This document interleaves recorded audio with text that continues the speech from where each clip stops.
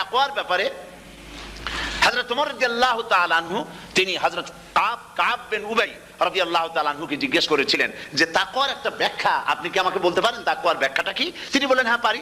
কি ব্যাখ্যা?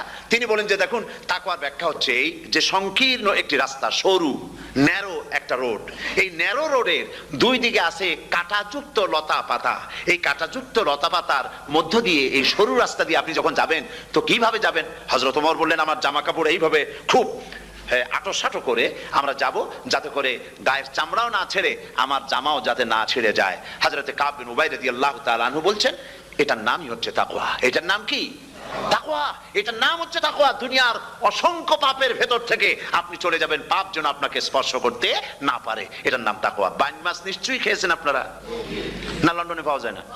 পাওয়া যায়। এই বাইন মাছ যারা খেয়েছেন আপনারা, আমি জানি না আপনারা জানেন কিনা বাইন মাছ কোথায় থাকে, পানিতে থাকে না কাদায় থাকে? মাশাআল্লাহ, বাইন মাছ থাকে কাদার মধ্যে। কিন্তু এই বাইন মাছ যারা ধরেছে তাদের মুখে শুনেছি আমি যে বাইন মাছ থাকে কাদায়, ওকে যখন ধরে টেনে বের করা কাদার মধ্যে থেকে এক ফোঁটা কাদা ওর গায়ে নাই। এই কলুষিত সমাজ, পাপে ভরপুর, গ্রেট ব্রিটেন, আমেরিকা, পাশ্চাত্য, আমাদের দেশ, সর্বত্র পাপ আর পাপ। এই পাপের মধ্যে বাইন মাছ শুধু খাইয়েন না, ওর কাছ থেকে শিক্ষাও গ্রহণ করেন।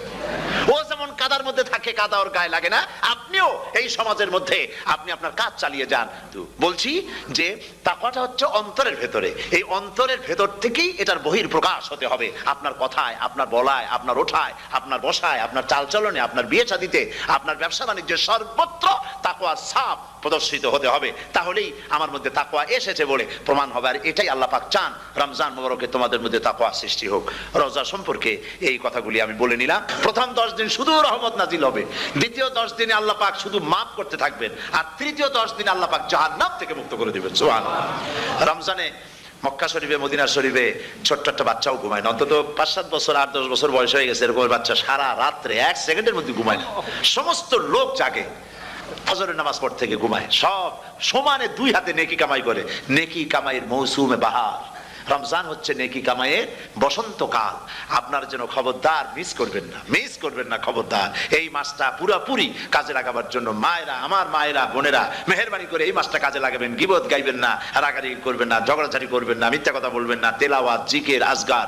আর পুরুষেরাও এই জিকির আজগারের মধ্যে, মানুষকে ভালো কাজের আদেশ করার মধ্যে যা আজকে আল্লাহ আমার দিয়ে বলাইলেন, এই কাজগুলি আমি এবং আপনারা সবাই যেন আমল করতে পারি। আল্লাহ তৌফিক দান করুন। আপনারা